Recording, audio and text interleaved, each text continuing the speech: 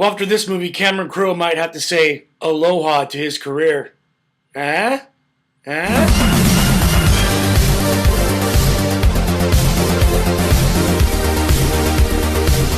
intro aside, I'm here to talk about the movie Aloha. I know I'm a little bit late on this review.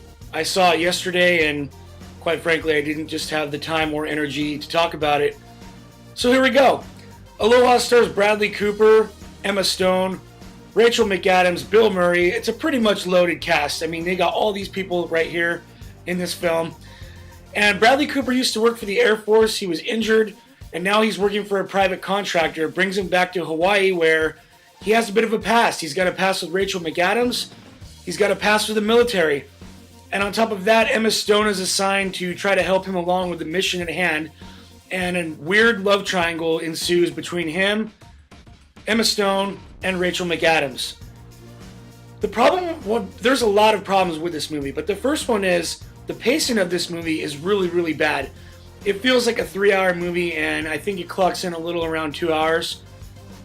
And for the first 40 minutes of this movie, nothing really happens. It's just people arriving at an airport, people doing every day-to-day things, walking through a forest.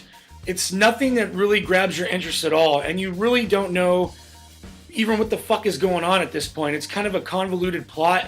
The film feels a bit pretentious at times too. I know the writing doesn't make you believe that these are people that are actually saying these things. It's like overly clever dialogue, and I didn't really dig that about this movie because it takes me out of it. It makes me feel like this is in fact a movie and I'm not in this world. I'm just watching a movie, you know what I mean?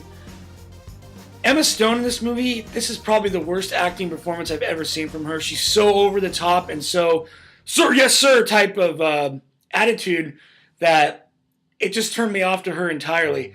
And another big part of the film is there's supposed to be chemistry between Bradley Cooper and Emma Stone, and it's pretty much non-existent.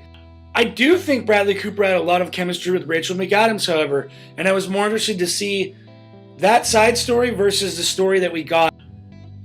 There's a lot of things they try to throw in there too, and it feels like it's 10 pounds of shit in a 5-pound bag. The first 2/3 of this movie, almost the entire movie, I really fucking hated this thing. The end came, and there were some heartfelt moments that I actually did enjoy, and I actually felt some emotion from. And then the way the film ultimately wraps up was very strange, to say the least. They do try to throw a strong message out there, which I can respect, but ultimately, I just feel like this movie thinks it's more important than it really is, and it's not a very good film overall. And I've enjoyed a lot of Cameron Crowe's past movies. Jerry Maguire is definitely one that probably sticks out and comes to mind the most, but this just wasn't a very good movie at all. So for me, I'm going to give the film a 2.5. Very, very disappointing. I didn't like almost the entire thing, to be quite honest, and that's a damn shame with a cast like this, but it just didn't work for me. So what'd you guys think? Comment below. Please like the video. Please subscribe at the end. And as always, thanks for watching.